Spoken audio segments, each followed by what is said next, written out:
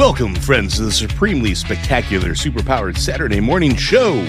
Join our marvelous and mischievous miners of mirth and merriment as they battle the malicious and malevolent forces making moves to manipulate Halcyon City. Tavern Watch is proud to present the Mavericks.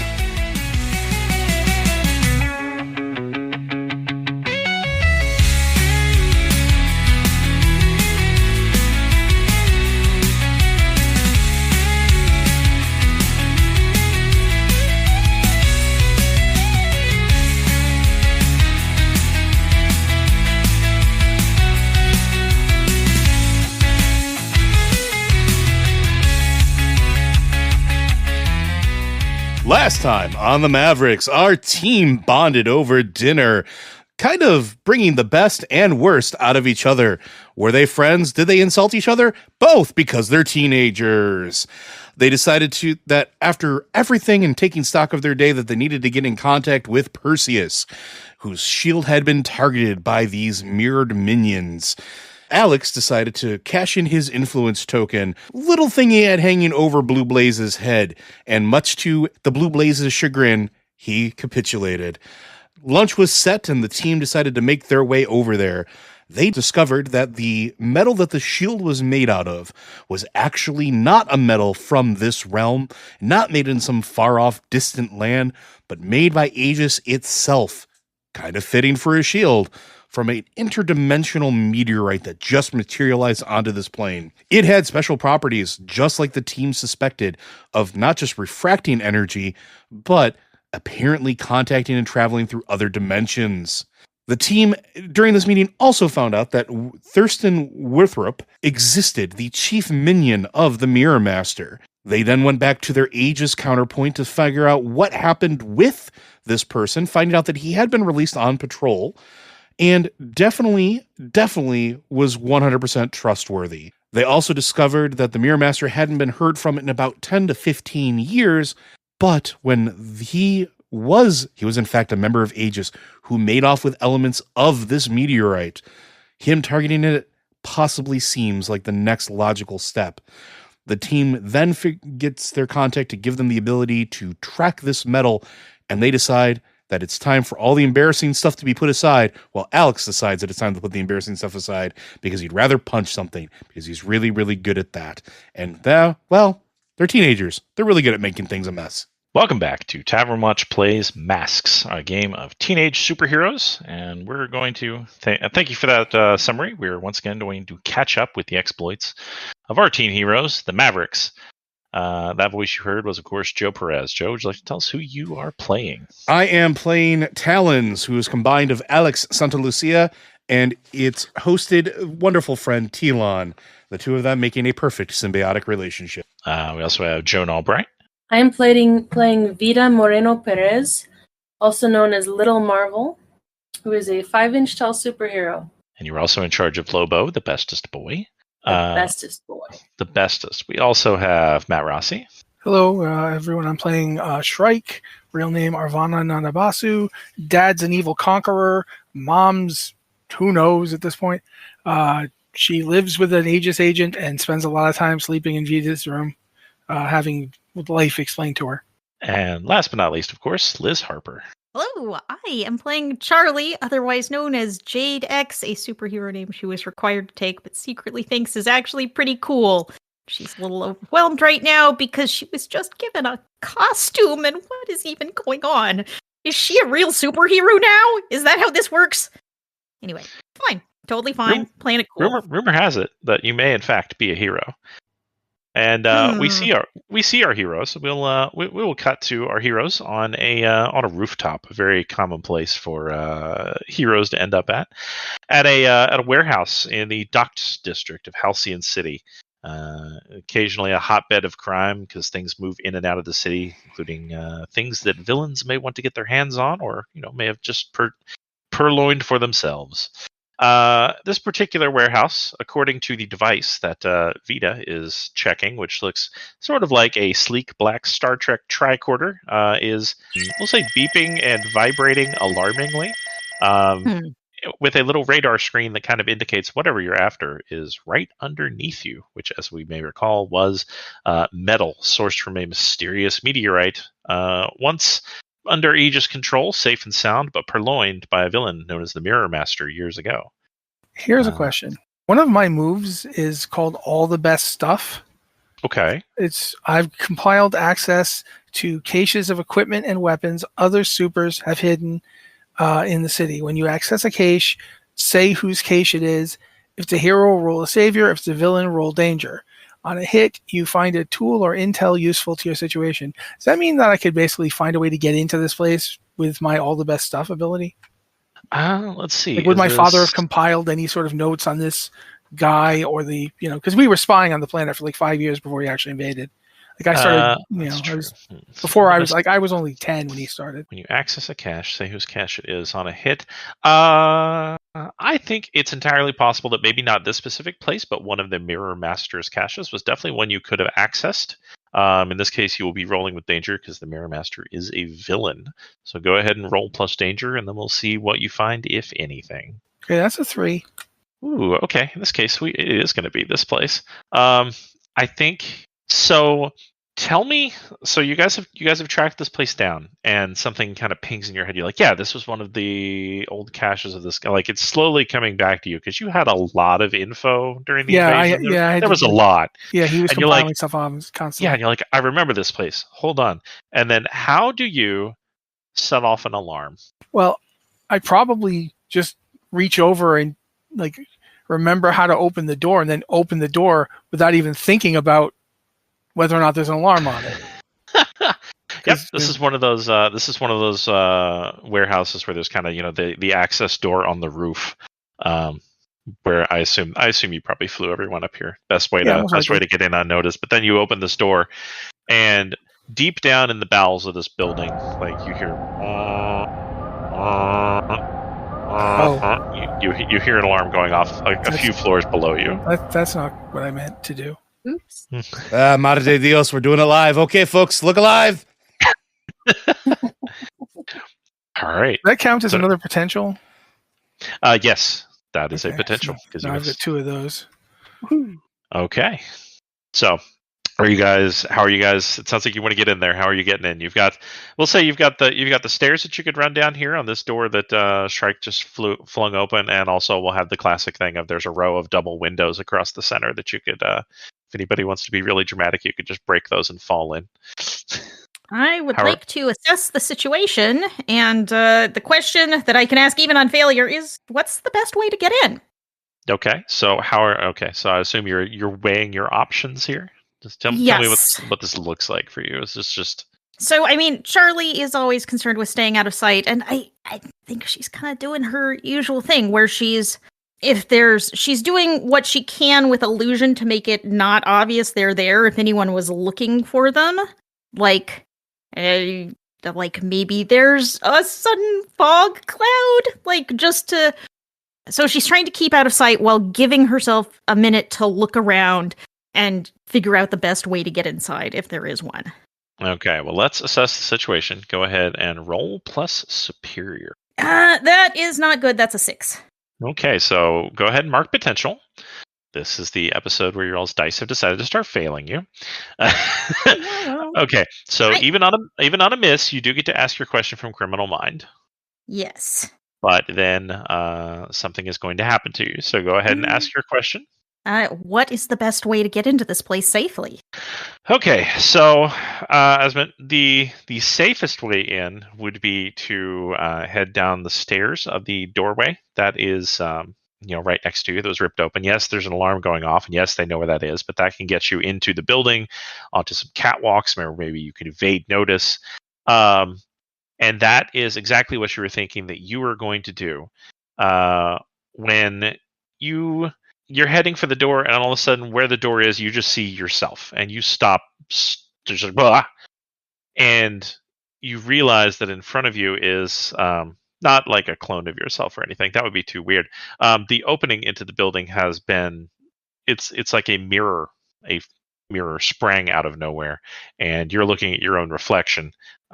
That entryway has been suddenly blocked off by a It's like I'm trying to think of the word for like when a door like slams down over something to block it off. Except in this case, it's a mirror because the Mirror Master has like a shutter. Yes, a shutter. That is exactly the word I was thinking of. Thank you, Matt.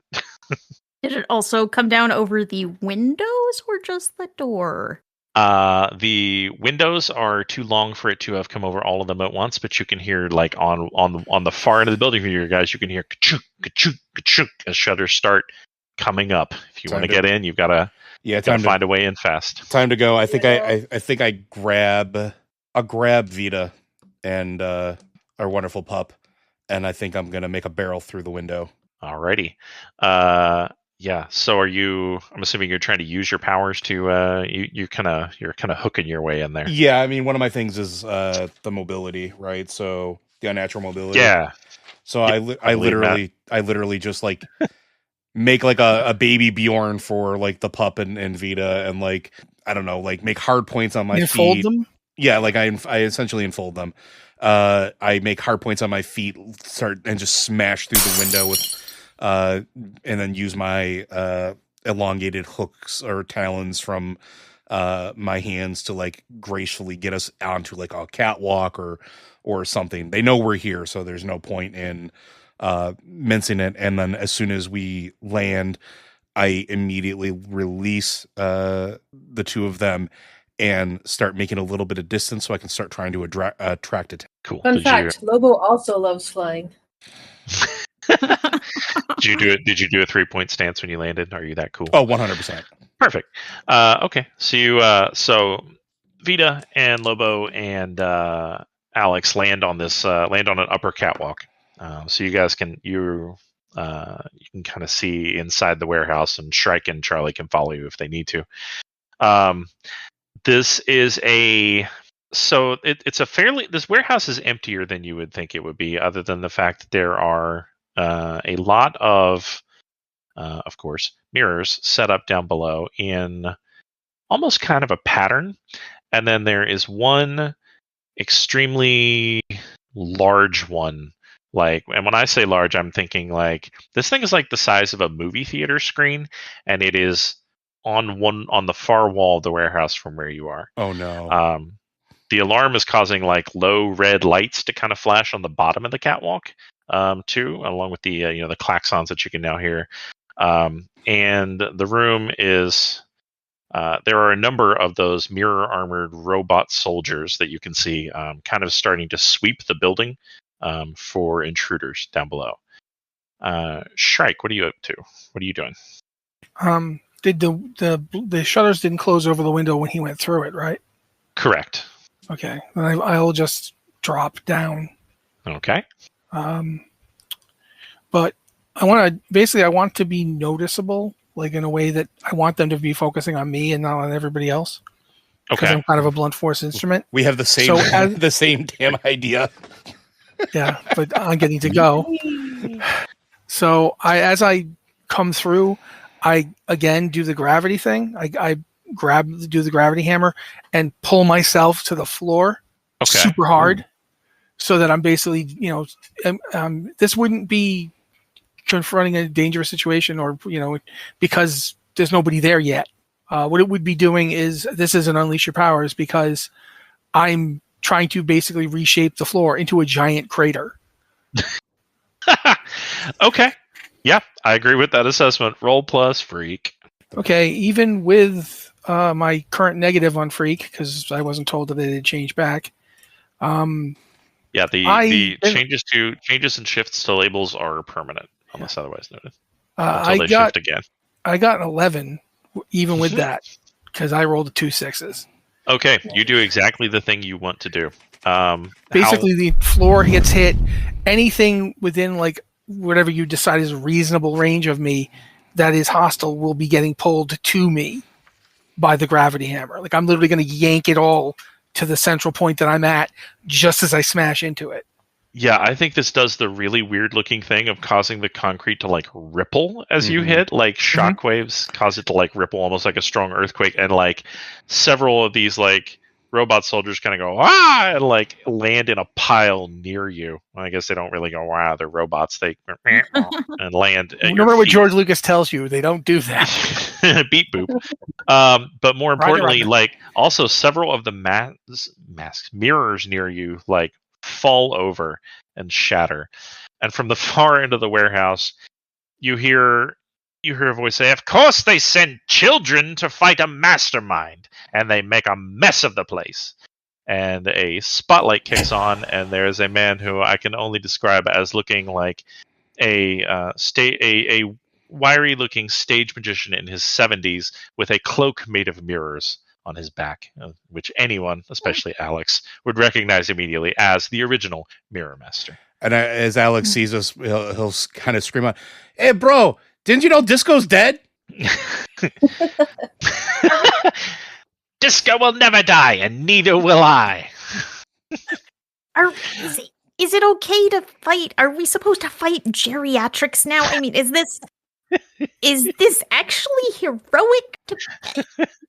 My father is several thousand years old, and you didn't have any problem fighting him.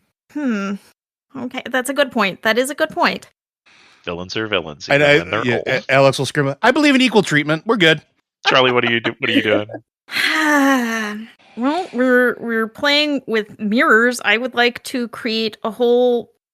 I would like to try and distract the robots and the Mirror Master, if possible, with like lots of copies of like the team, like going in different directions. Okay, I like this. And I'm going.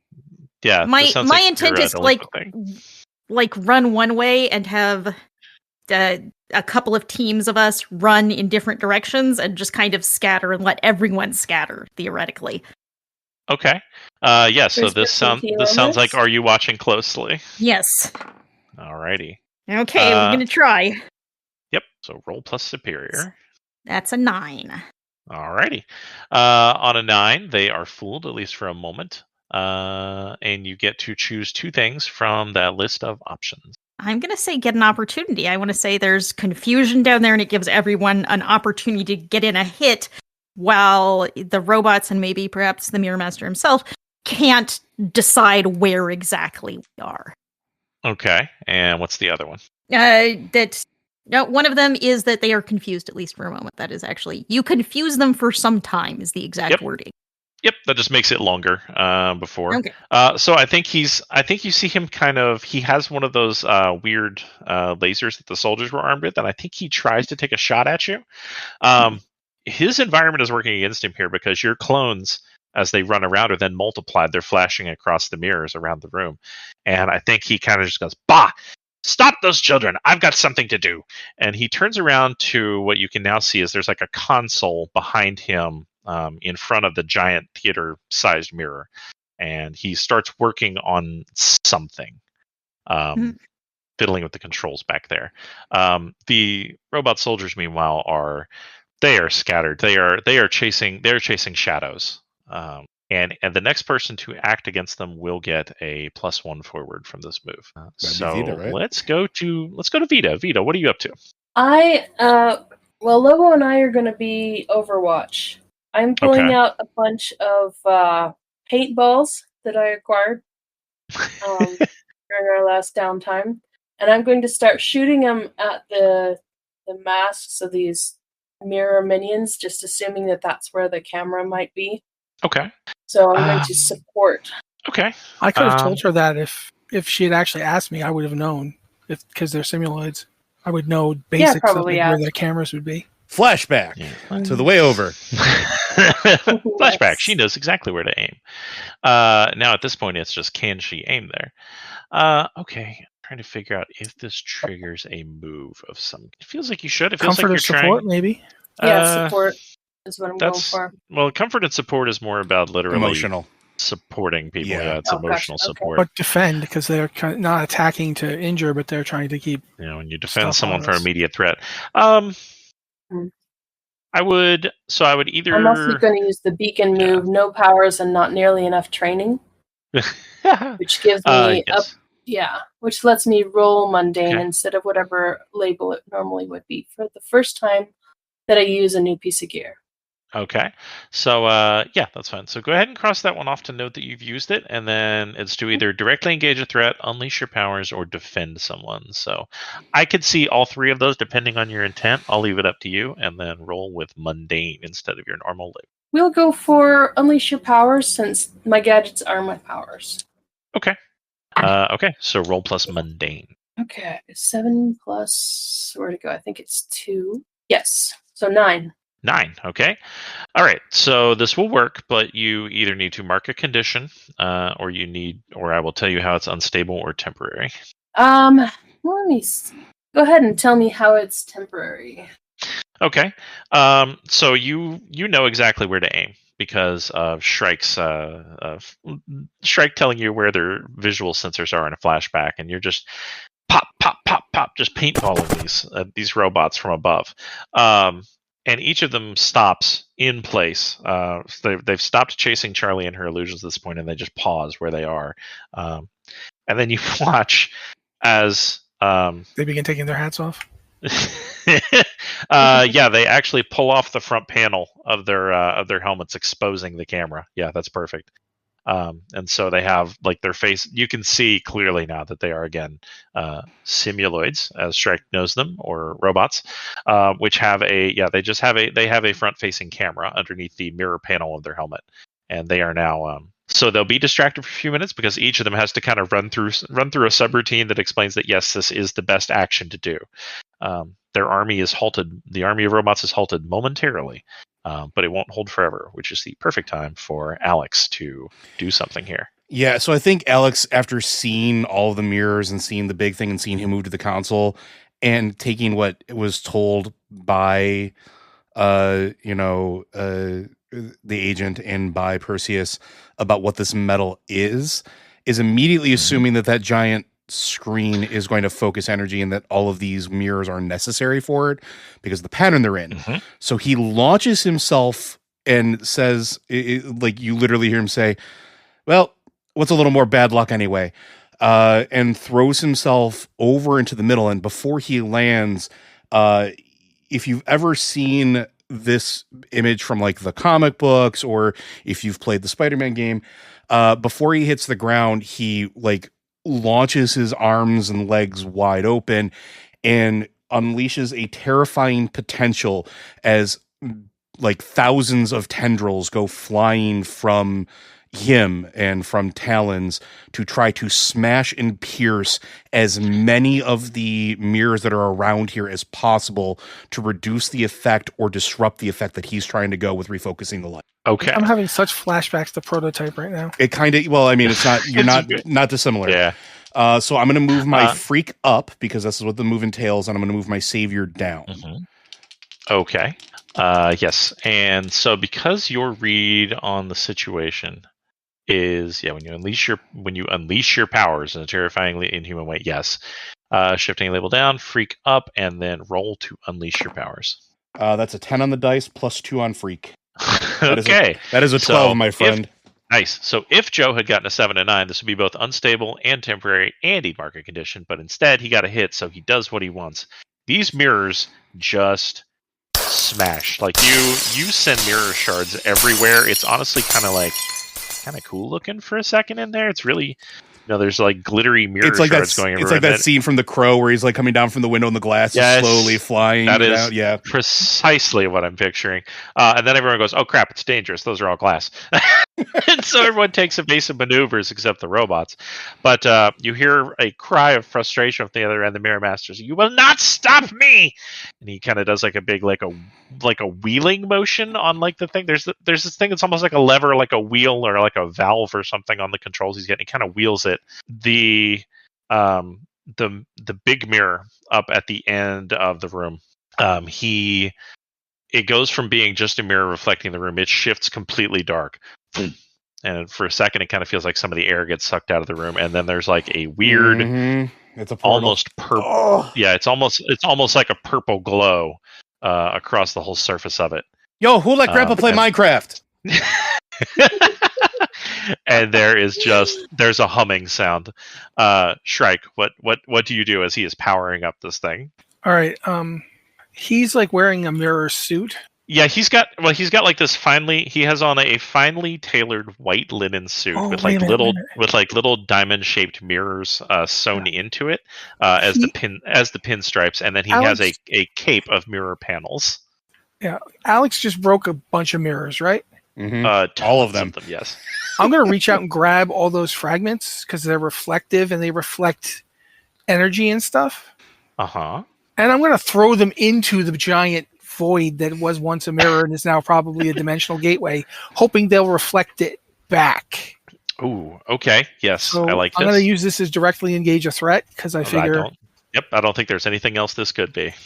So, okay, everything lined up. That's a 9 exactly. Nice. Okay. Perfect. Okay, so you two will trade blows. On a 7 to 9, you get to do one of those things on that list. Resist or avoid their blows, take something from them, create an opportunity for your allies, impress, surprise, or frighten the opposition.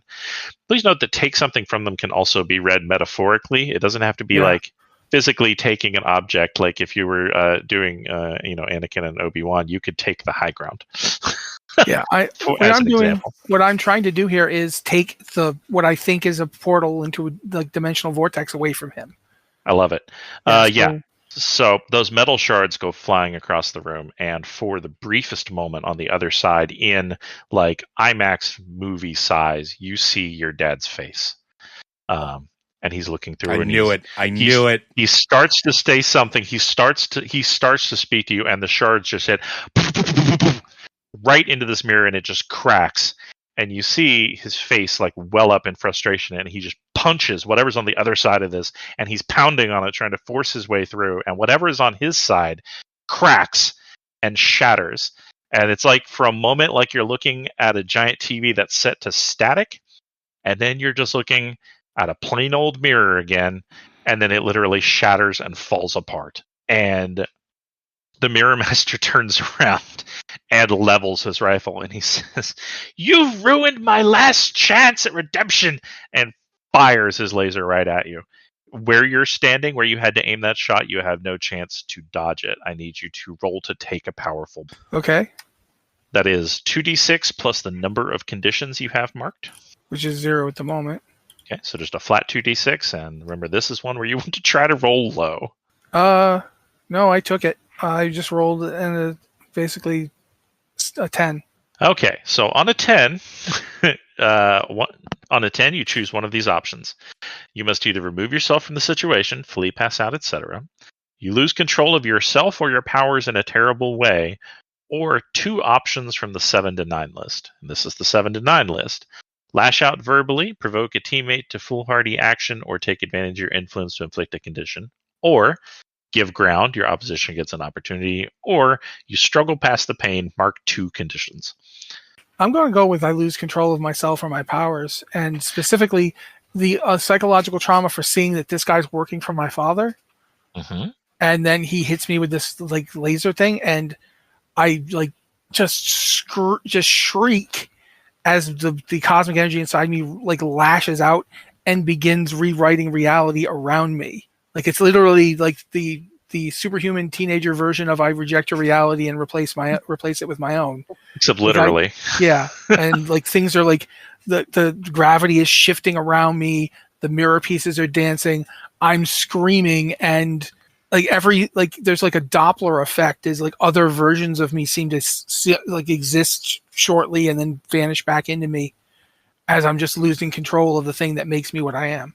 Okay, so we're gonna circle back to Charlie here. The Mirror Master seems to have been foiled. He seems to not be happy about it. Unfortunately, neither is Shrike. What do you do in this situation? Wow. So, Charlie's gonna. Man, this is not gonna work. Charlie's gonna go for Shrike. Okay. Just. Can you use your power to calm them down at all, or get them to? I can try to deceive her. I think. I don't know if additional deception is a good idea here, and that's the only thing I'm actually good at. I would like to try to comfort her and say, "Hey, we're in this. We're here together. We've got this. We're gonna be okay. Come on, it's okay. Hang on. Okay. That's all I got, and I'm not comforting people. How does that? I'm So gonna give it a comforting try. people is the comfort and support move, which you will roll Yes. plus mundane. You know what? I'm Uh-huh. actually really good at being mundane. I'll also ask, since we haven't used it, would anyone like to try to help her? Because we have all this team sitting in the pool. Oh, yeah. Yeah, I was gonna say, like, if Vita wants to do it, go ahead. Yeah. How much team can we spend at a time? 1 per person. You just tell me how you're helping, and then you spend 1 team from the pool to give Liz +1 to this roll. All right. Yeah. So Vita is going to kind of back her up and say, "Arvana, it's okay. We got you." Okay. So Liz, go ahead and roll plus mundane, and then add a 1 to it as Vita backs you up. that is a 10. Perfect. Okay. So on a hit, they hear you. They mark potential, clear a condition, or shift labels if they open up to you. On a 10, you can also add a team to the pool or clear a condition yourself. You don't have a condition, so we'll add a team back to the pool that Vita used to help you. Arvana, does this work? And if so, what happens? At first you don't think I hear anything, but then I've like gotten in close, even though there's all this weird energy around you. I'm not sure whether I should touch you, but I'm like in close talking to you. after a couple of seconds, like my face, which had kept warping as different versions of it came over, snaps back into like something resembling like a regular normal face just sitting there, and I look at you with like my eyes look like I'm just dead inside. He killed her. She'd given him what he wanted, so he had her killed. And now he's going to come back. He's going to come here, and he's going to hurt me for what I did. He's going to punish me. We aren't going to let that happen. We aren't going to let that happen. That's not going to happen here. Can't let him come back. And so we won't. We'll fight together. I kind of collapse, and like as the power just cuts, and I kind of collapse forward. So unfortunately for Charlie, she has to hold me up. Yeah, I'll try to catch you, but it probably doesn't work well because I think you probably have like 2 feet on me. I'm like 6.5 feet tall. Okay, and I'm wearing powered armor, essentially. So, it's powered by me, but still, yeah. Yeah, I stagger to the ground, but we don't fall. Right, I'm just weeping. I'm literally just sobbing. Wow, I don't know how to handle this. I'm gonna try to hug you, but I'm not. Okay, we got this. We can do this. We'll figure it out. And Matt, are you marking potential, clearing a condition? I don't think you have one. Or I didn't have a condition. I'm going to mark a potential because that will put me to 5. Ooh. I failed 2 rolls before here. That got me up to 4, so now I'm at 5. Oh, wow. Okay. When you fill your potential track, you advance. Choose from the list below, and when we come back to you, we'll find out what you've picked. Vita, what did you? What are you doing? What are you doing now? The strike situation appears to be calmed down, but Mirror Master is advancing on them angrily with a nasty laser gun, and the robots are starting to react again. It's paintball time. Okay. So I'm going to try and shoot at the Mirror Master's face with my paintballs and blind him. Okay. Yeah. I don't think this could be anything but directly engage a threat at this point. Alrighty. See if I can actually pass this roll. I believe in you. Oh, we got -1. So that's a 5. I missed again. So let's see. I believe there was still a lingering +1 from somebody's move to engage him, but that only gets you to a 6. Would somebody like to assist Vita in some way? Can I? I got it because you're doing your thing. I'll spend 1 from the team. Okay. How does Alex assist with this? I think as Vita takes the shot, Alex sees that it's off mark and like makes a little ramp type thing with a portion of the armor and like redirects the shot. Oh my god, like a paintball railgun almost. Kinda, yeah. Okay, cool. Yeah, so that shot goes straight at him and right in the face. So this is now a 7. So on a hit, you trade blows. On a 7 and 9, you pick one of the list. Resist or avoid their blows. Take something from them. Create an opportunity for your allies. Or impress, surprise, or frighten the opposition. I'm going to frighten the opposition. Okay. I think this paintball comes literally out of nowhere and hits him right in the face. And I don't know if you've ever been hit with a paintball on bare skin. It hurts. And so he got hit with a thing that hurts out of absolutely nowhere, and now he can't see except for... What color did you shoot him with? Orange. Orange. He's when he can see, he sees through a haze of orange, and he's just like stumbling backwards, trying to wipe his face off. What was that? Where did that even come from? Minions! Find them and stop them! And he's just like, he's backing away, like trying to hide behind something because he doesn't want to be blind in this moment. Like rapidly trying to like get this paint off of his face. And he is going to, like, he falls behind his minions, and you see him kind of make like an upward gesture, and literally like a little cubicle of mirrors like springs from the ground around him like a shield, to defend him from you guys. Alex, what are you up to? So he's basically put himself into like a panic room. Yeah, pretty much. Well, boy howdy, I think we're gonna just try to make our way and try to do some smashy. Smashy. So I think I'm going to barrel through any minions that are left, and I am going to unleash my power by essentially forming a giant sledgehammer with my hands, like join them together in like essentially what is just a giant hammer, and do like the wrestling double axe handle at the box he's in, to try to break. See, now, like Matt, now I'm getting flashbacks to Prototype because that was literally one of the moves he had. I love it. Okay, yes, roll to unleash your powers to smash that box. 5 on the dice plus 2 is going to be a 7. So it hits, but it hits, but either it's unstable or temporary, or you mark a condition. Unless you were using the joined move again, in which case both of those things happen. No, I'm not using a joined move because the terrifying potential is a little bit too much, I think, for this. I wouldn't describe this as a terrifyingly inhuman way, like when you turn into a ball of tentacles. Instead, I think I'm going to mark a condition. I think I am angry. I think that Alex is just in this moment so filled with rage, and so is Telon, of Shrike going down, what happened to Shrike, and seeing the team being put in a vulnerable position by this person who should have faded to obscurity decades ago, and he's just so seethingly angry. And I think the armor also starts to like slip from that perfect armor shape and become a little more monstrous. Maybe like there's a maw now instead of where the beak was, and it looks like it's a little more ragged. The visor splits into 2 very dark red eyes that begin to glow, and he just starts trying to mash his way through this box to get to this guy. Oh man. Yeah. But I think you smash this box open, and like the Mirror Master has gotten his eyes cleared at this point, and he kind of recoils as his like temporary panic room shelter shatters around him, and you batter through his army of minions. He kind of backs up against a wall, and he says, "Freak, a monster! They send a monster to fight me, not just a child."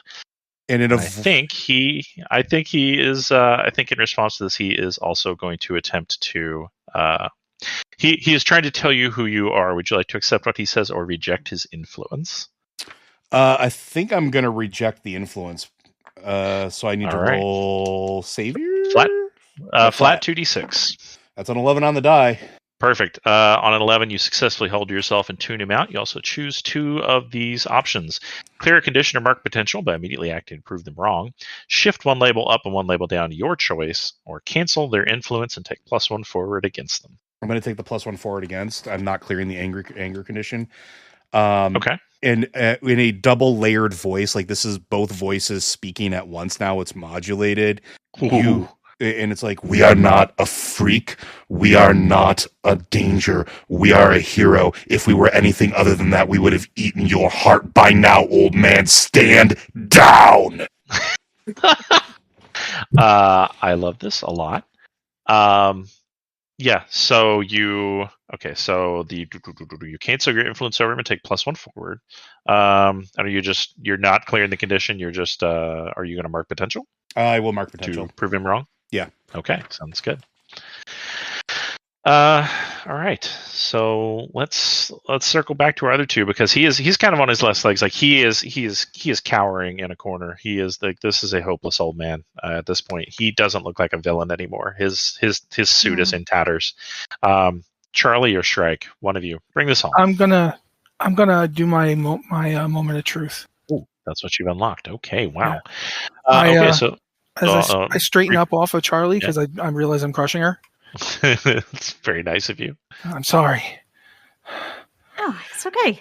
And I go up into the air, and every single piece of extra dimensional technology in this place flies up into the air and compacts itself into a ball the size of my hand as I use gravity and the strong and weak force to just compact it into this incredibly dense material. Yeah, the remaining robots and even the ones that are down kind of rip themselves apart as the beacons and the technology that he had stolen / borrowed compacts into this ball in front of you. Then while I'm holding it, I look to him and say, do you even know who you were dealing with? Do you know what he would do to you and this entire planet? You'd be a slave. And he's just kind of sputtering excuses. He's like, he promised to be He power. lied. He promised me a place at his side. The place you rejected, girl. Oh, you want the place at his side that I had. I'm gonna just drop down in front of him. His eyes are wide. Your brain runs on electrochemical process. This is what it's like to be on his side. And I reach out and touch him and just give him my memories of serving Nabasu. I just put them in there. Yeah, and that's my move. His jaw drops open in kind of a wordless scream, and the Mirror Master slumps to the floor unconscious because no one is gonna survive having someone's memories, especially traumatic ones, injected directly into their mind. Did it kill him? I immediately make sure that he's not dead. No, he has life signs. Okay. He's overwhelmed and in shock right now. Then I drop the incredibly dense metal ball, quang, on the floor, and go. It sinks about 6 inches into the ground. I think we should call Aegis now. Alex is not moved from over the unconscious man, and as you see, even though he is unconscious, like tendrils from Talon actually like move off and start binding him so that he cannot do anything. Should wake up. Can't hit anything, can't touch anything, can't do anything. And then I look over and I'm like, yeah, and still in that modulated voice, we probably should call them in for cleanup. Yep. And then we smash cut to the 5 of you, excuse me, Lobo is here, outside. There are police cars in the back cleaning up some of the mess, and there is Agent Abasi there for the handover. The Mirror Master has regained consciousness at this point. He's still bound by Talon's tendrils. He's not fighting. He's not moving. He looks utterly defeated. In this moment, he looks like what he is, an old man in a fancy suit who attempted to summon an interdimensional conqueror. And Abasi is just like, well, you kids made quick work of that one. And it sounds like it's a good thing you got here when you did. Yes. I'm like, I can't really believe you look at her. Yeah. Oh, she'll take her little device back from you, Vita. The problem that we don't know yet is we don't know how he knew about him or how to contact. Yeah, well, my father likely contacted him. Yeah, he spent years doing surveillance on this planet before I was even old enough to go into the field. Yes, no doubt he's reached his influence here before. This was the first person foolish enough to take him up on it. But luckily, and she kind of flashes a kind of a rough smile at Shrike. She says, I know it's hard, but you may be our best hope against him because you know him better than anyone. And she kind of looks around. She says, all of you at this point, you kids, you've saved the city twice in as many weeks. She says, I feel confident about the future of Halcyon City with you all around. And I think at this point, like as the Mirror Master is handed over, and like the transfer to the shackles or whatever Aegis uses to restrain them, I think Alex powers down, does not reveal the face in front of anybody who, like the immediate team and whatever's fine, but like I think he's just back to like the sort of like the skinnish suit thing and looks sort of normal to his normal costume, and just walks over to Charlie, I think, and very carefree puts his arm around Charlie's shoulder, be like, "See, you're a hero after all." What you did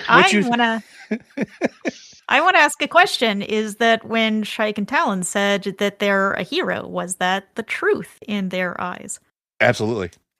Like without Okay. it's a shining beacon. Like Talons believes that you are a hero. That you. I meant I think you're more of a in the hero fight. Oh, you're more of a In hero the than I fight, am. when Talon said to the Mirror Master that I'm a hero.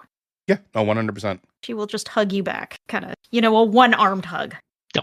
And I think Talons All reach right. out and like wrap Shrike up in a weird tendril hug and like lift Shrike up off the ground a little bit, and then Is grabs. this what a group hug is You supposed to actually- be? What you see actually happen when you do that is that Shrike's helmet just kind of vanishes, and she like presses her cheek up against Talon, like the actual altered, and like she's like nuzzling him.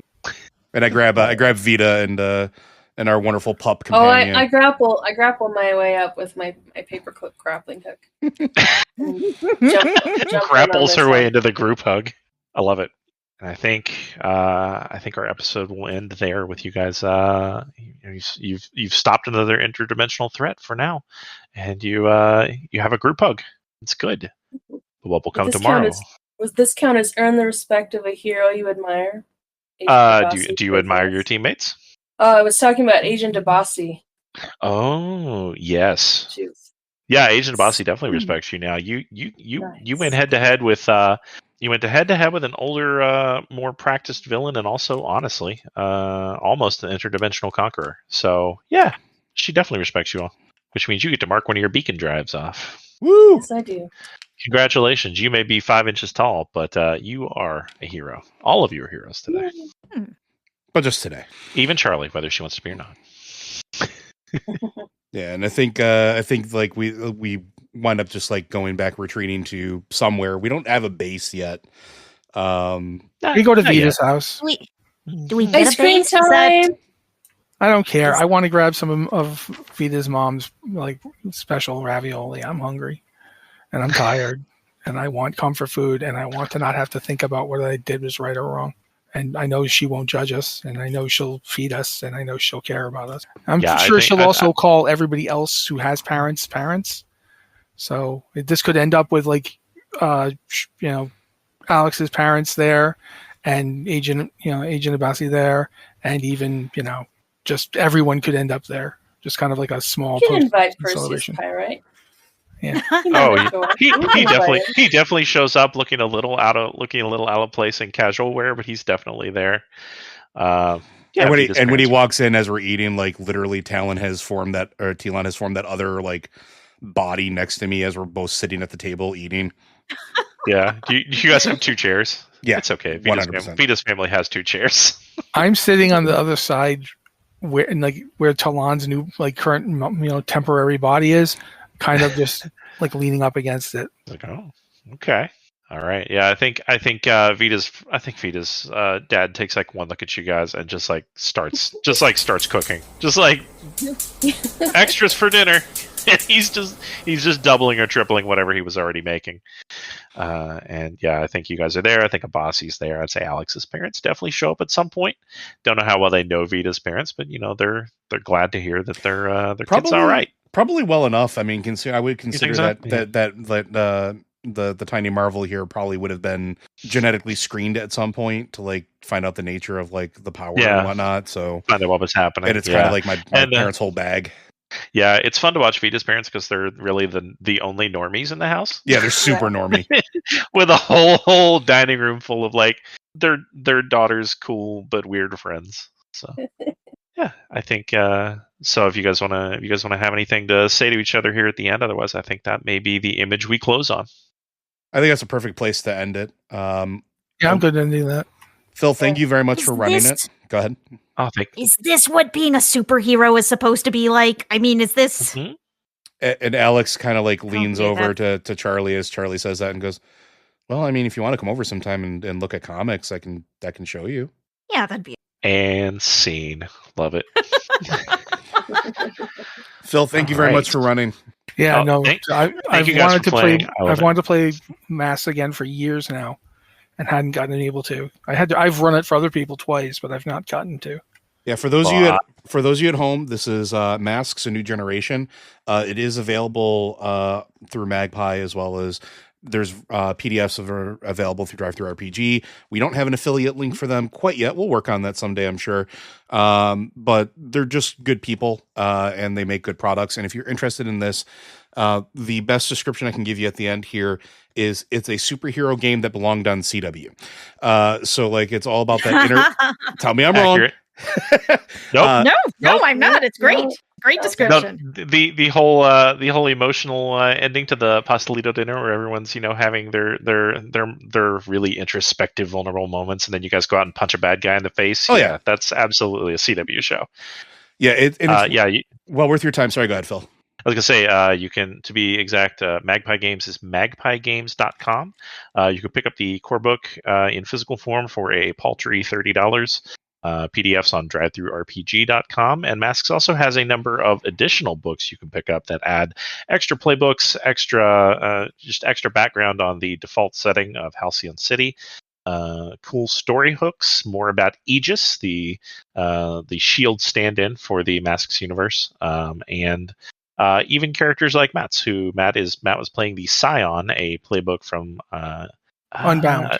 From Unbound, which is the actual kid of a villainous character and how they try not to be them. Yeah, and I will say that while we will also be linking likely to the fan-made playbooks, the caveat of they are fan-made playbooks, your mileage will vary. However, there's an extremely active community of people who love and play this game and want to look through the tropes of both the TV shows and movies and comics that we've loved and the superhero ideas and make playbooks that maybe are a little more closer to some of the heroes that aren't necessarily represented by the main books. And this is something that Magpie has encouraged, if not in an official capacity. I believe when we interviewed Brendan on the podcast, even he said that he was, really taken aback by how well the community took to it and how passionate they are about it. So it's a good game if you're interested, and a lot of variety. Yep. All right. Well, thanks everybody for playing, and everybody thanks for listening. Liz, do we do the outro here, or does? No, that's all pre-recorded. You add all that in? Yeah. Okay. Yeah. Cool. All right. Well, thanks everybody. Bye everyone. Bye. Bye.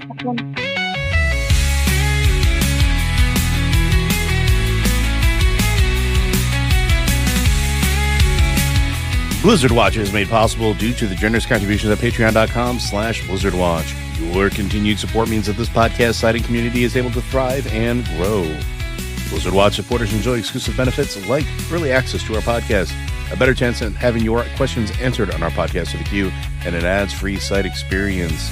Thank you for joining us this week, friends. We'll catch you next time.